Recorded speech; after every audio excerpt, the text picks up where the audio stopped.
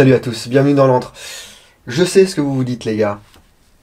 Ce SRS, franchement, il est top. Mais d'une part, il est très cher, et d'autre part, vous aimez pas les bullpup. Ça tombe bien car après le SRS, Silverback nous propose une architecture un petit peu plus classique, tout en conservant les excellentes performances du SRS.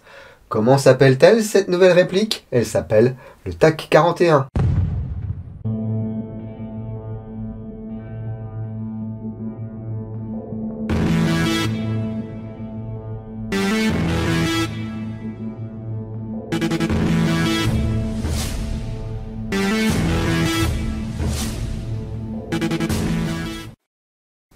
Et avant de rentrer dans le vif du sujet, comme à mon habitude, j'aimerais remercier les personnes sans qui cette vidéo n'aurait pas été possible aujourd'hui. Toute l'équipe de Silverback, notamment Nicolas et Denis, qui m'ont bien briefé sur le TAC 41 afin que j'essaye de pas trop vous raconter de conneries. Ça changera. En même temps, en tant que plus grosse tête du YouTube Game, je m'en fous de dire des conneries.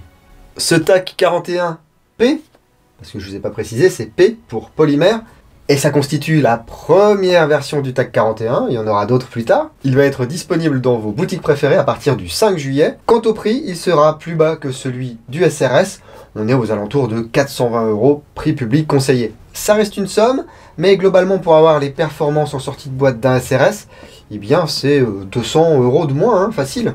Et surtout, pour les réfractaires au bullpup, ça va peut-être devenir le nouveau maître étalon des fusils de snipe airsoft. On va passer rapidement sur la boîte, elle est jolie, hein. On a le logo Silverback d'un côté, TAC 41, la silhouette de la réplique. On voit que ça s'inspire un petit peu d'un Remington 700. Voyons voir ce qu'il y a à l'intérieur. La boîte est assez fine parce que la réplique est assez fine.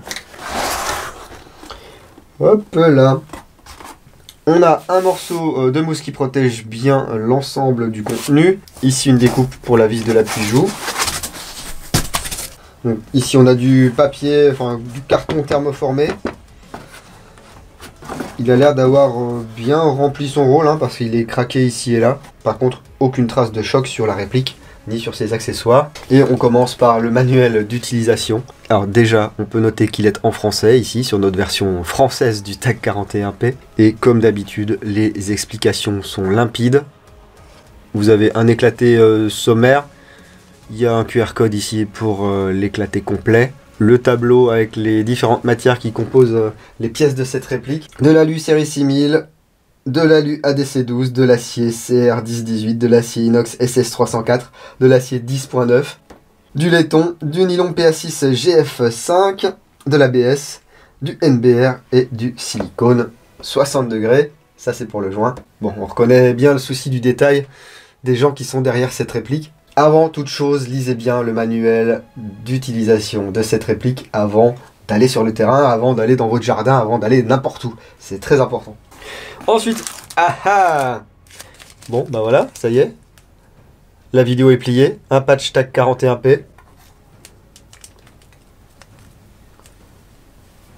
Un petit chargeur polymère également. C'est du nylon fibré, hein. Nylon renforcé à la fibre de verre. Le voici, c'est un chargeur court, oui, avec ses vis massives ici. C'est un chargeur 48 billes. Silverback prévoit de faire des chargeurs longs sans billes. Vous verrez que ce soit dans cette vidéo ou que ce soit dans la review écrite complète que je vous proposerai très bientôt. Silverback a beaucoup de projets pour ce TAC 41. Ah, j'avais pas vu. This extra magazine is not included in the original package. C'est-à-dire qu'il y aura un autre chargeur dans la réplique? Ah bah oui, j'avais pas vu. Eh bien merci beaucoup Silverback. Dans cet échantillon, du coup, j'ai deux chargeurs. 48 x 2 plus les 20 de la rampe de chargement, on verra ça tout à l'heure. Ça laisse une belle autonomie de jeu, hein. Ensuite, dans cette boîte, nous allons trouver 3 extensions. Voilà ce qu'ils appellent des butt plate spacers. Des extensions de crosse, donc, de 10 mm. Il y en a 3, on peut en mettre 6 maximum. Bien sûr, des plaques additionnelles seront vendues dans le commerce. Et on vous explique même comment les installer, hein. Cette partie en direction du canon. La culasse. Damn, c'est lourd ça. Et le morceau, regardez ça. En même temps, TAC 41, les gars, c'est pour 41 cm3 d'air, ce qui est quasiment 2 fois le volume d'air d'un Striker de chez Ares. Donc là, ça va pousser derrière la bille. J'y reviendrai un petit peu plus en détail. Ici, on peut voir que le bolt knob est en polymère également. Tous les bolt knobs de SRS sont compatibles avec cette culasse. Alors là, c'est bien sec. On verra tout à l'heure qu'on n'est pas obligé de tartiner ça de graisse pour que ça coulisse quasiment sans faille dans la réplique. Ensuite, la réplique ici est un autocollant ici. RTFM, alors pour moi c'est Read the Fucking Manual, très très bien. Eux, ils ont changé ça en Read the Fantastic Manual sous cet autocollant. Ça m'embête de le décoller à vrai dire. Hein. Ah, mais j'ai pas le choix là. Ah là, je peux le décoller. Eh bien, il s'agit de la butée du guide de ressort. Voilà, il y a un plat ici. Ce plat s'installera vers l'avant, donc vers le canon. On verra ça tout à l'heure. Ça va tout simplement venir ici en butée. Hein. Y a-t-il une tigette de nettoyage et de débourrage? Je ne crois pas. Non, pas du tout. Mais il y a un TAC 41P. On va voir ça tout de suite. Donc le voici, ce TAC 41. C'est un poids plume. Hein. La taille ici, dans cette configuration, donc taille minimale, est de 1095 mm. Avec 6 rallonges, on passe à 1155 mm pour une masse de 2794 grammes. C'est très très raisonnable, ça permet de manier ça vraiment facilement. Alors soit il n'y a pas votre lunette de 6 kg dessus, mais c'est quand même sympa. Cela dit, ici j'ai pas encore mis la culasse qui pèse à elle seule quasiment 500 grammes. Alors vous le voyez, ça ressemble effectivement, certains diront, à un striker, surtout les dernières versions de striker ici avec la crosse qui dispose d'un grip droit. Les inspirations, c'est un receveur de type Remington 700 Radical, d'une crosse teintée de Manners Tactical et d'autres choses encore. Tout ça pour un design assez particulier qui a été créé par Silverback. Ça n'est pas une réplique d'arme existante. Si vous suivez l'antre depuis longtemps et si vous suivez Silverback depuis longtemps, vous savez qu'ils avaient pour projet de faire un châssis soit pour VSR 10, soit pour type 96. Et puis il faut bien avouer que ce sont des architectures qui sont assez anciennes. Tokyo Marui a sorti le VSR 10 au début des années 2000, c'est devenu une référence depuis. La mécanique était quand même largement inspirée de ce qui avait été inventé par Marusan dans les années 90. Du coup, après le SRS, Silverback a eu l'idée, a eu envie surtout de proposer quelque chose d'efficace, mais de non bullpup, avec un cylindre long. Et l'expérience acquise dans le développement du SRS a largement contribué à la sortie du TAC 41 aujourd'hui. D'ailleurs, vous verrez que certaines pièces dans cette réplique sont des pièces de SRS. Mais commençons par jeter un œil à cette réplique. Donc vous voyez ici, on a un châssis assez long d'une seule pièce en nylon fibré. Donc c'est du polymère renforcé à la fibre de verre. C'est pour ça que c'est le TAC 41P, P pour polymère. Il y aura peut-être un TAC 41W avec une crosse bois, un TAC 41L lightweight avec un châssis en aluminium et une crosse repliable, pourquoi pas? Je pense que Silverback ne s'interdit rien pour le futur. Alors regardez le profil de cette crosse, ici avec l'appui-joue, la vis ici pour faire monter ou descendre l'appui-joue. Ça va permettre vraiment de régler votre réplique aux petits oignons. Moi de base déjà j'aime bien, mais ça va dépendre surtout de la hauteur de votre lunette. La plaque de couche ici est texturée, il y a des rainures dessus, elle est en caoutchouc. Elle est bien sûr amovible pour pouvoir glisser les extensions ici.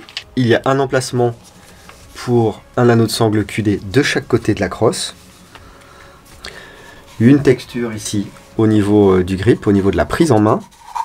Regardez ici, la forme, franchement, c'est très très ergonomique et j'ai pas besoin d'aller chercher ma queue de détente super loin. Regardez là, je tends le doigt, pourtant j'ai pas des grands doigts, hein, et j'arrive carrément sur l'avant du pontet et sur le bouton de déverrouillage du chargeur. En plus, on a directement le doigt sur la sûreté. Regardez ici, elle est centrale, ce qui en fait une sûreté ambidextre, que vous soyez droitier ou gaucher, vous pourrez l'actionner. Idem pour le bouton de déverrouillage du chargeur. La queue de détente ici, le pontet, avec toujours les espaces pour aller régler ici les précontraintes. Hop, on déverrouille le chargeur, il se déverrouille tout seul. Hein. On l'insère le plus droit possible, hein. On va pas aller chercher comme ça devant. Ici, on n'arrivera pas à le verrouiller sinon. On le glisse comme ça, le tour est joué. Ça va être sympa aussi avec un chargeur un petit peu plus long, hein, au niveau du look. On peut voir qu'on n'a pas un chargeur justement type VSR qui va venir se glisser devant ici. Donc ce n'est pas un faux chargeur, c'est un chargeur qui contiendra vos billes et qui est situé à une position réaliste.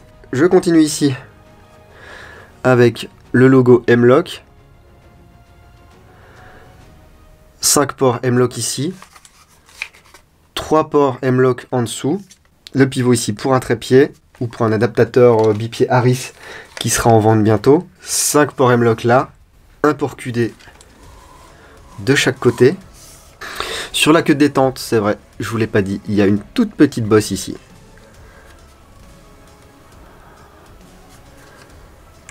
Ça permet de savoir où est positionné notre doigt. Par contre, le receveur ici est en aluminium.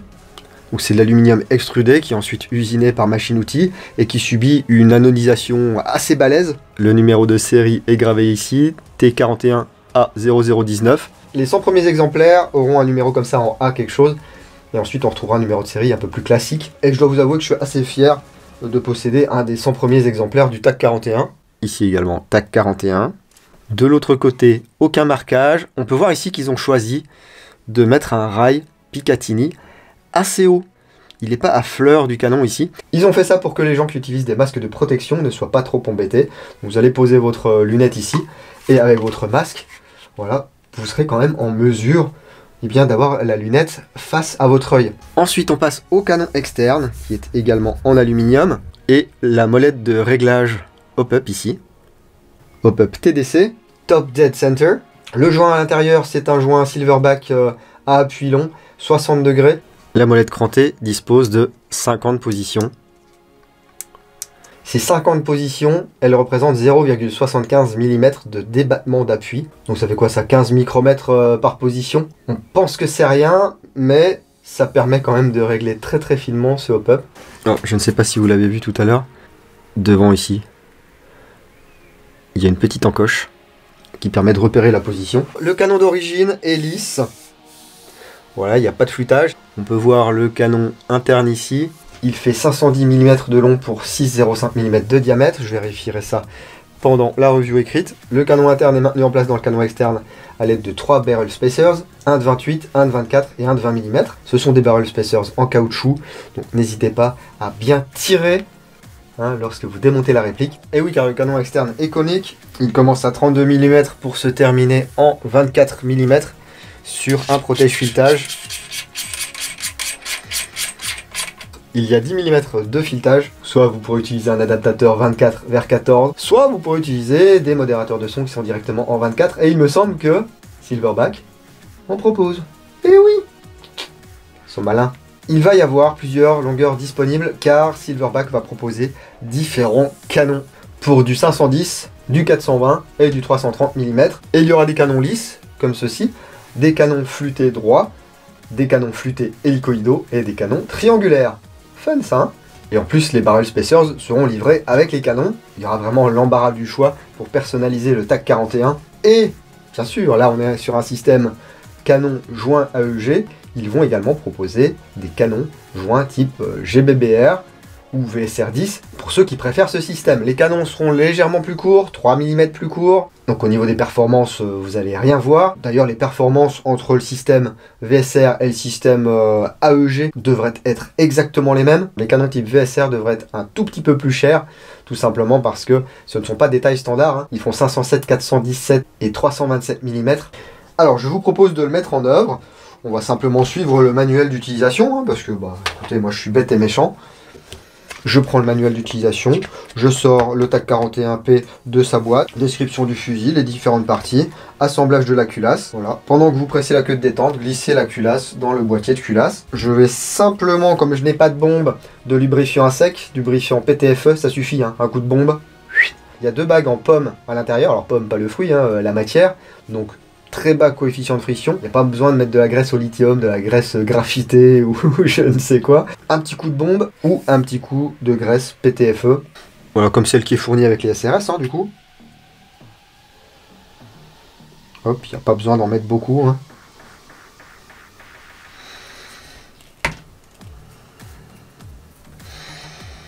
Le téflon, c'est magique. Alors, je récapitule. On appuie sur la queue de détente. Et ici, on insère la culasse. Ça rentre tout seul. Le tenon ici au bout de mon doigt vers le bas.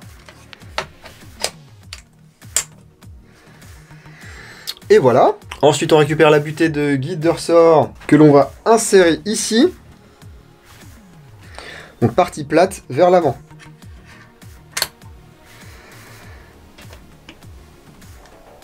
Donc soit vous appuyez avec le doigt,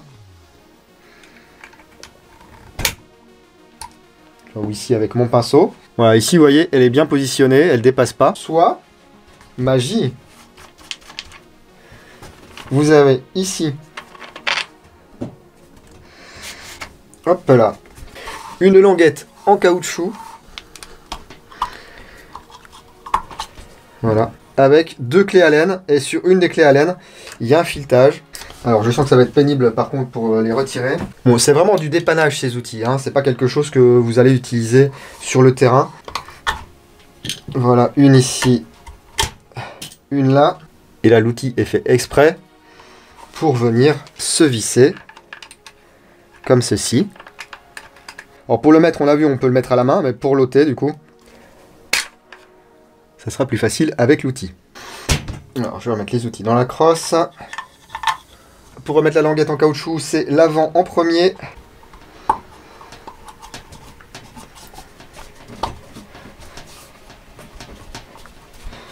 Voilà. On remet ça. Et avec cette molette, je vous le montrerai un petit peu plus tard, vous serez en mesure de démonter aussi la tête de culasse, enfin la tête de cylindre. Donc, la molette, vous pouvez la mettre en droitier ou en gaucher. Et là, normalement, si tout va bien, je devrais être en mesure d'armer le TAC 41. Oh. C'est doux.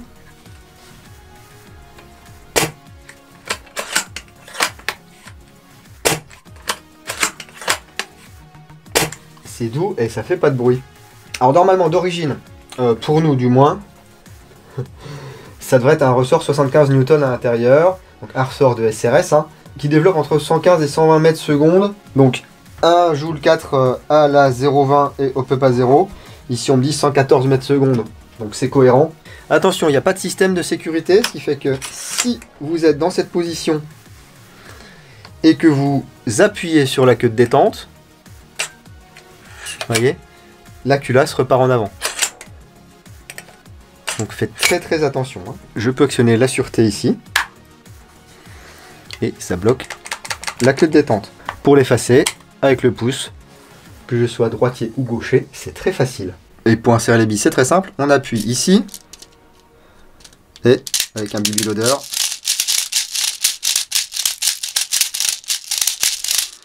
on remplit le chargeur. Bon là, je ne le remplis pas à fond. On insère le chargeur. On va entendre un pchit parce que la rampe se remplit. Ouais, c'est très fugace, hein. On retire le chargeur. Hop, il y a une ou deux billes parfois qui peuvent sauter. On fait la pointe, on en remet 48. Hein. Donc 48 plus 20 dans la rampe de chargement, ça fait 68. Pour vider la rampe, c'est très simple. Il y a une pièce rouge ici. On appuie dessus et ça vide la rampe. Vous allez pouvoir vider votre chargeur, les 48 billes, mais vous ne pourrez pas vider les 20 billes de votre rampe. Il y aura toujours une vingtaine de billes, on va dire, qui seront inexploitables. Mais ça n'entame en rien à votre autonomie, étant donné qu'une fois que vos 20 billes sont dans la rampe, vous pouvez recharger votre chargeur et vous tirerez quand même au moins 48 billes, quoi. Mais écoutez, je vous propose d'aller voir au Chronie ce que ça donne. Hein? Est-ce qu'il y a du Joule Grip avec cette réplique? Normalement, oui. On va vérifier.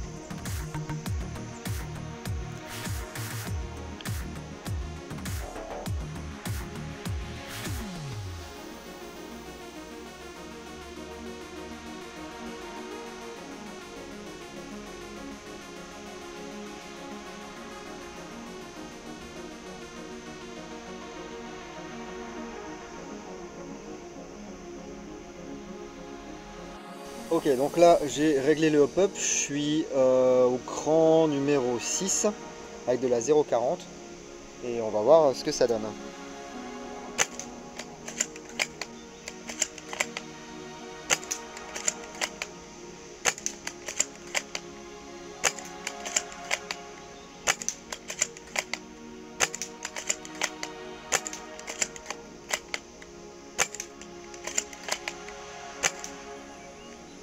Bonne régularité, 1 joule 4 toujours, mais hop-up réglé, attention. Hein. On va essayer hop-up à 0.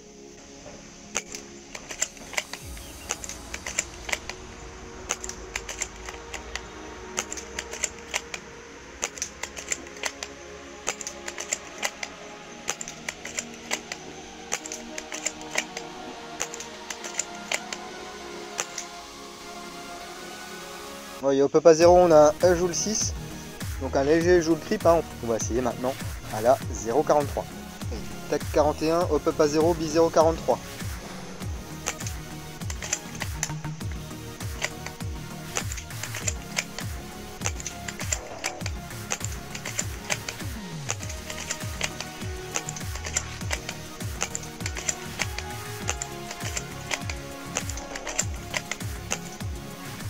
Ah, on est toujours à 1 joule 6 là. Hein.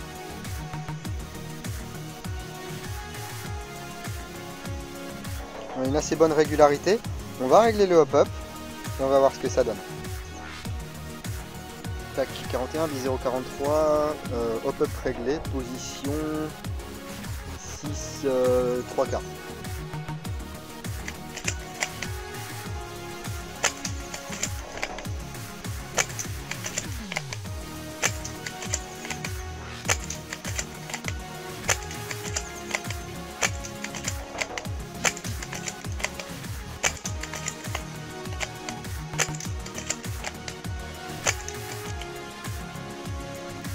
Donc 1 joule 30, on est loin du joule 9 ou des 2 joules. Hein. Donc on a de la marge avec le ressort d'origine de ce TAC 41. Avec le ressort d'origine ici, on peut constater qu'il y a un léger joule creep lorsque le hop-up est à 0. Hop-up réglé, on reste bien en dessous des 2 joules. Donc si vous voulez aller flirter avec un joule 9, 2 joules, je vous conseillerais un joule 9 hein, parce que après selon les chronies et tout, vous pouvez dépasser et ce serait dommage d'amener ça sur le terrain et de se faire refouler en zone neutre parce qu'on dépasse de 0,1 joule. Donc Silverback conseille de jouer à la 0,36 avec le ressort d'origine. Je vais essayer de me dégoter un ressort un petit peu plus péchu pour justement venir flirter avec les 2 joules. Mais comme ça, à vue de nez, hein, franchement, j'ai pas de télémètre, je suis limité par la longueur de mon jardin. Une fois le hop-up réglé, même à la 0,43, la bille sort à 200 à quelques fps, hein, vous voyez, c'est pas un truc de malade. Les trajectoires sont vraiment très propres, et elles ont l'air vraiment très régulières. Une fois que vous avez fini de tirer, ici, pour enlever les billes du chargeur, eh bien, on appuie, voilà, sur la partie haute ici. Et pour vider les billes, on appuie voilà, ici sur le petit bouton rouge comme je vous montrais tout à l'heure. Après avec un peu de technique vous pouvez appuyer sur le OK et vous arranger pour que les billes tombent dans la paume de votre main. Vous voyez là c'est mon réglage en 0,43. Je suis entre 6 et 7.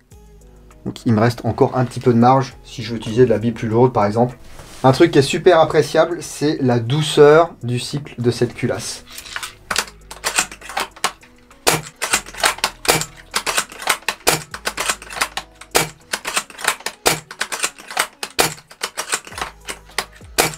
On peut vraiment enchaîner les coups avec un mouvement minime du canon, ce qui fait qu'on peut reprendre une visée assez rapidement. Allez, ce que je vous propose de faire, hop là, c'est de regarder un petit peu les entrailles du TAC 41P.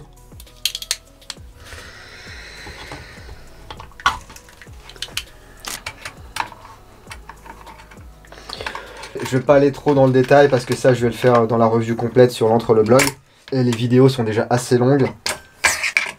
Ici on devrait pouvoir démonter avec l'outil. Alors je dis on devrait parce que c'est quand même bien serré d'origine. Hein. Donc là plutôt que d'abîmer le truc, je vais prendre une pince. Voilà.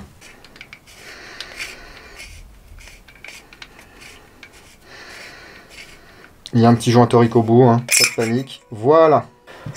Oh, un piston de SRS. Vous voyez avec la coupole ici.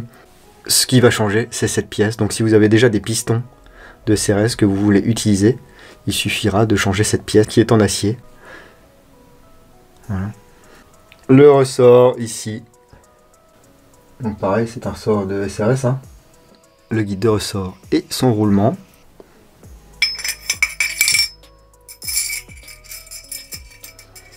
Ah, ici, c'est très très chouette. L'étanchéité est très très bonne. Je vais vous montrer un petit truc. Hop, alors ça, vous allez peut-être le voir 50 fois sur internet. Hein. Mais c'est pas grave, je vais vous le faire quand même. C'est là qu'on espère qu'il n'y a plus de billes au bout. Regardez, je mets mon doigt ici. Je tire. Aïe!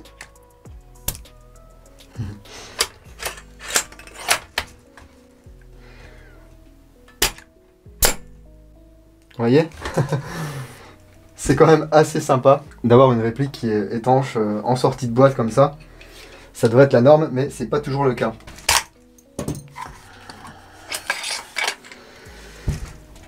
C'est tellement plaisant de manipuler ce genre de réplique. Je tiens à le préciser, ceux qui me connaissent le savent, mais bon, il y a encore des gens qui pensent que je suis rémunéré, que je reçois des chèques de ouf pour dire du bien de certaines choses. Non, je ne suis pas rémunéré. Silverback ne me donne rien, à part la réplique, donc ce qui est déjà très très bien. J'apprécie, et puis vous allez pouvoir en voir quelques-unes, comme c'est leur production à eux. Je pense qu'ils sont en mesure d'en distribuer. Vous allez voir pas mal de vidéos, pas mal de reviews sur ce TAC 41, c'est normal, hein. C'est vraiment un gros truc. C'est amené, je pense, à être copié, oui, à être peut-être une nouvelle référence du snipe. Voilà, le SRS déjà était une référence, mais on le disait en début de vidéo, le design bullpup, bah ça séduit pas tout le monde. Hein. Qu'est-ce qu'elles sont longues ces vis, malheur? La vis de ses morts. Ici, on va pouvoir mettre les cales. Je vais en mettre 2 ici, par exemple. Alors, je pense qu'il est possible de les mettre sans dévisser totalement la plaque de couche. Oui, c'est ça. Hein. Vous voyez, on peut les enfiler ici sur le côté. Hop. Et venir les enfiler. Voilà ce que ça donne. Vous voyez, on peut en mettre 6 maximum. Bon, c'est pour ça aussi que les vis sont très longues. Moi, les dimensions de base me conviennent assez bien. Je ne vais pas vous le faire ici, mais il y a la possibilité de monter la culasse en gaucher. On intervertit une pièce. Ici, on démonte pour que le levier soit côté gauche de la réplique. Et puis, vous avez un TAC 41 gaucher. Ça, c'est super. Alors, regardez ici. C'est du polymère, donc on peut le plier un peu, on peut le bouger. Sauf que on bouge la carcasse. Le canon, lui, ne bouge pas. Car le canon n'est pas relié à la carcasse en polymère. Il est flottant, si on veut, par rapport à la carcasse en polymère. Il est relié au receveur à la manière du SRS. Voilà. On va venir serrer le canon sur la carcasse à l'aide de 3 vis.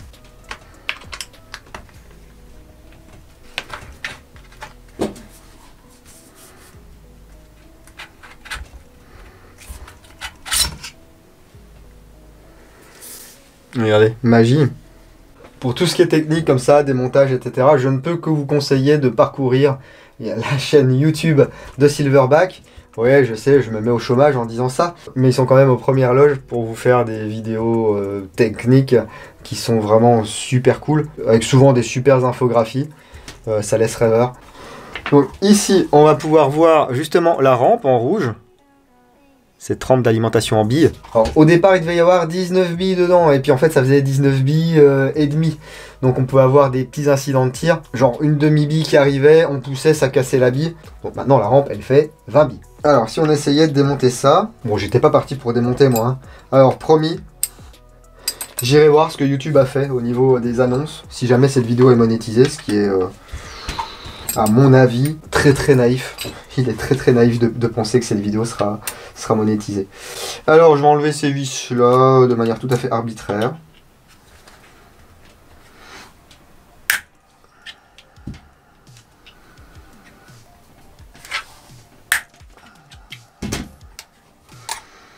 Il y en a 3, je me dis que ça peut être cohérent avec un démontage. Une courte ici. Une courte ici. Ils ont mis les 3 mêmes, comme ça, hein. On n'est pas embêté. C'est parfait. Et une courte ici. Alors, comment ça se passe maintenant? On pousse, on tire. Ah bah voilà, on va venir tirer ici. D'accord, d'accord. Et tout s'en va.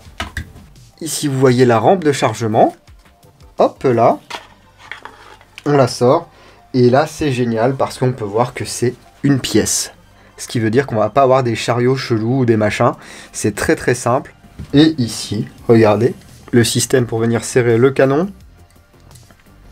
Le bloc détente, oh là là, ça ressemble à un vrai. C'est quand même fou. Non, c'est très très bien. Regardez ça, je vous le démontrerai en détail. Hein. Oh, c'est super, avec les vis de pré-contrainte et tout. Et puis une fois encore, le SRS, on se dit ouais, le SRS c'est une usine à gaz ou quoi, machin, ça a l'air compliqué. Le SRS c'est pas compliqué. C'est compliqué dans le sens où il y a 2 demi-coques et il faut déposer plein de vis pour démonter les demi-coques, ce qui n'est pas le cas ici. Mais sinon c'est aussi simple que celui-ci. Hein. Regardez comment il est maintenu au corps. Déjà c'est de l'inox, tout est de l'acier, d'inox, enfin bref. Et vous avez vraiment 4 grosses vis qui le maintiennent. Attention à vos pré-contraintes de queue de détente, parce qu'il ne faudrait pas que ce soit trop léger et que vous ayez des tirs accidentels. Bon, qu'est-ce qu'on démonte maintenant? Ça, je suppose. Oui. Ah, attention ici. Il y a un petit... Enfin, c'est pas un plongeur, hein, mais c'est le petit bidule qui va vous faire les clics. Bon, on se retrouve avec plein de trucs partout. Là, il faut pas oublier d'ôter cette vis. Là, vous prenez un morceau de bois ou équivalent. Vous poussez. Les barrel spacers sont en caoutchouc. Donc il y a une certaine friction. On sort l'ensemble. Et là, attention, si vous voulez changer le joint, faudra changer le joint. Je m'explique. Les joints Silverback sont très fragiles. Tout est monté très très serré pour qu'il y ait la meilleure étanchéité possible. Donc il y a 9 chances sur 10 pour que vous éclatiez le joint au démontage. Donc si vous démontez, assurez-vous d'avoir un joint de rechange. Voilà, à l'intérieur de base, ce sont des joints comme ceci, Silverback, 60 degrés, appui long. Ah, puisqu'on est là, je vous démontrerai bien quand même le trigger group. Il est maintenu sur le receveur à l'aide de 4 vis, comme ceci. Je suis désolé, je parle peut-être un petit peu du nez. Mais en ce moment, il y a le pollen qui m'attaque un petit peu. Il y a un roulement ici. Il y a un second roulement là. Le cire ici, donc la gâchette. Hein. Ça ressemble à une pièce RS, c'est rigolo. Hein. Et donc sur ces 2 vis là, vous pourrez régler les différentes contraintes. Je vous en parlerai un petit peu plus en détail dans la review complète. Bon je crois qu'il n'y a plus qu'à tout remonter. Je pensais pas aller si loin, comme d'habitude, je me suis laissé emporter par mes émotions. Ah bah tenez, ça permet de voir la sûreté ici. Bon, ici c'est du nylon fibré, mais là c'est bien de l'acier. Voilà, on perd pas la petite bille si possible. Hop là. Dans la review écrite, je vous montrerai également comment passer de droitier à gaucher. Ne vous inquiétez pas, si vous ne savez pas lire, que vous voulez voir ça en vidéo, il y a certainement plein de snipers airsoft qui vont vous proposer des tutos. Moi, ce genre de truc, je préfère vous le faire à l'écrit avec des photos, étape par étape. Comme ça, il y a juste à scroller sur un écran. Il n'y a pas besoin de faire des pauses sans arrêt. C'est vrai que les tutos vidéo, c'est sympa. Mais les tutos écrits, ça permet d'être un peu plus posé, de ne pas faire des allers-retours. Ah là là. Et ben ouais, c'est encore une belle bête, franchement, hein, que Silverback nous offre là. Vous pouvez le voir ici, lorsqu'on va réenclencher le canon, on va être légèrement sur le côté, comme ceci. Et là, on tourne et on pourra verrouiller. C'est bien, hein? Alors, ah si, je voulais vous montrer un truc. Un truc très très marrant, d'ailleurs. Hop là. On peut tirer sans la crosse.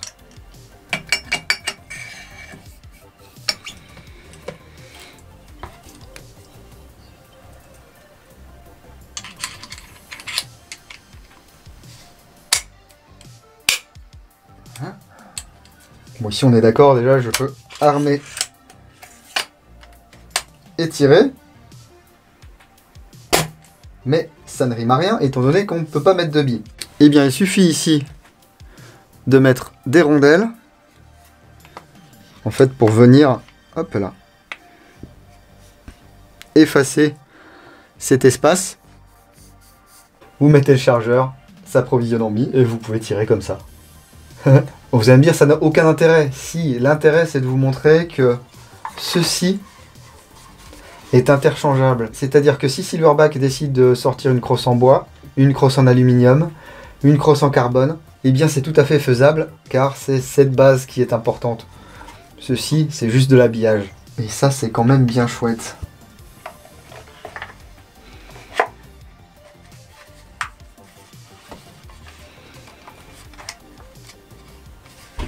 Voilà.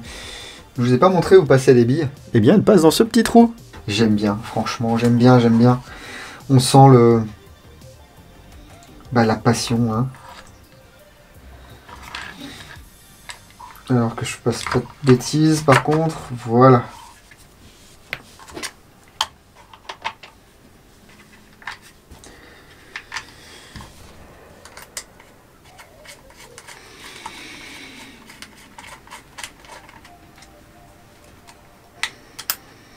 On n'oublie pas de remettre la molette du bloc hop-up, bien sûr. Alors, on a dit qu'on était entre 6 et 7, hein.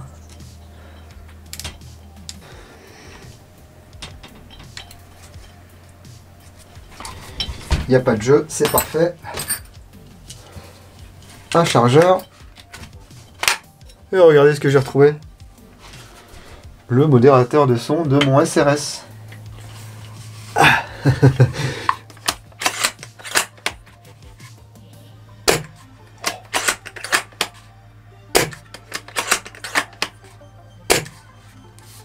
C'est long, hein? Oui, c'est très long là du coup. Pour terminer, je vais lui mettre quand même une lunette.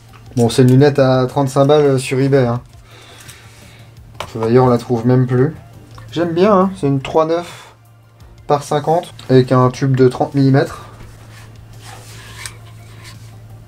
Oh ouais. J'aime bien. Ouais, alors vous voyez, si j'épaule comme ceci, mon œil est très en dessous de la lunette. Alors que si j'ai un masque grillagé ou quoi que ce soit, j'ai encore un peu d'espace ici pour mettre mon œil en face de la lunette. Bon, c'est un petit peu hétéroclite tout ça. Bien sûr, si vous avez un rail M-Lock chez vous, vous pouvez mettre un bipied Harris ici. Sinon, vous achèterez l'adaptateur qui se monte ici. C'est un filetage de semelle de support d'appareil photo, hein. Donc ça, c'est également parfait si vous voulez vous servir d'un trépied pour faire vos tests de tir. C'est ce que je ferai, je pense. Voilà. On met ça sur son trépied. Ça permet de ne pas bouger du tout et de voir ce que donne le groupement de cette réplique. Pour un snap, c'est quand même un petit peu plus important vu les distances de tir. Alors, suis-je conquis par ce TAC 41?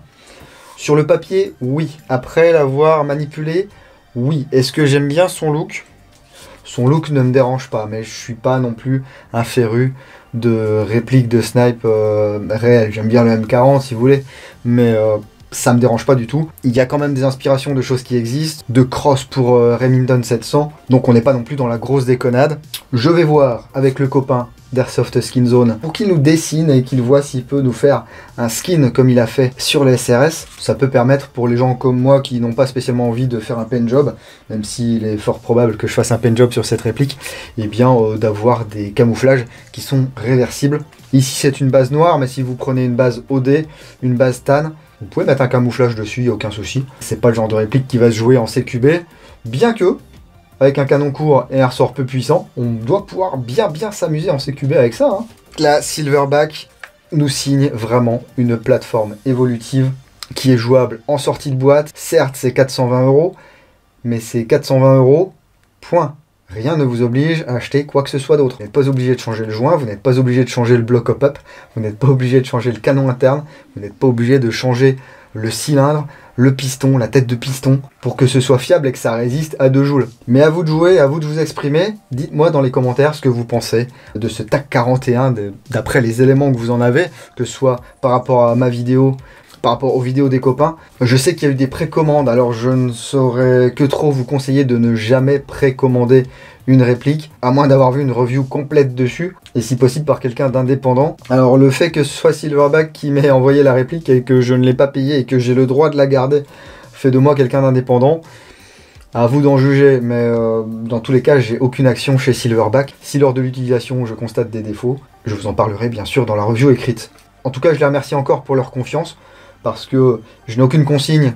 Effectivement, on se parle parce que il faut quand même du temps pour connaître un petit peu la jeunesse de la réplique et puis ce qu'il y a dedans, comment ça marche, pourquoi ils ont fait ci, pourquoi ils ont fait ça. Mais à aucun moment Silverback ne me dit écoute, 10 ans du bien, sinon nous on t'envoie plus jamais rien, hein, comme certaines marques le font.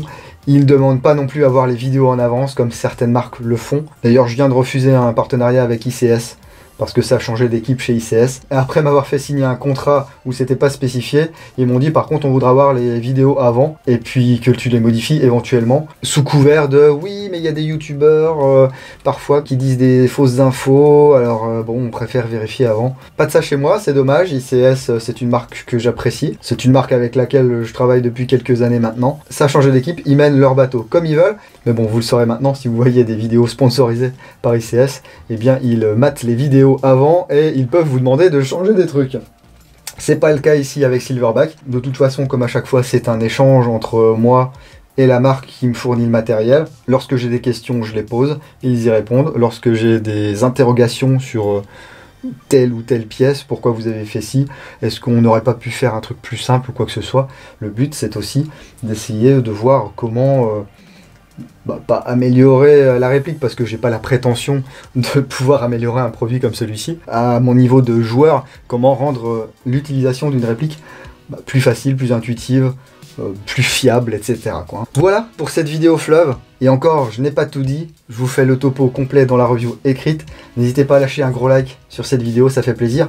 Un dislike si vous n'avez pas aimé. N'hésitez pas à vous abonner si ce n'est pas déjà fait, à activer les notifications, ça vous permet de ne rien louper. Ça vous permet de louper moins de choses sur YouTube. Et si vous ne voulez vraiment rien louper, vous pouvez me suivre sur la page Facebook, sur Instagram, sur Twitch et bien sûr sur www.l'entreduzingo.com.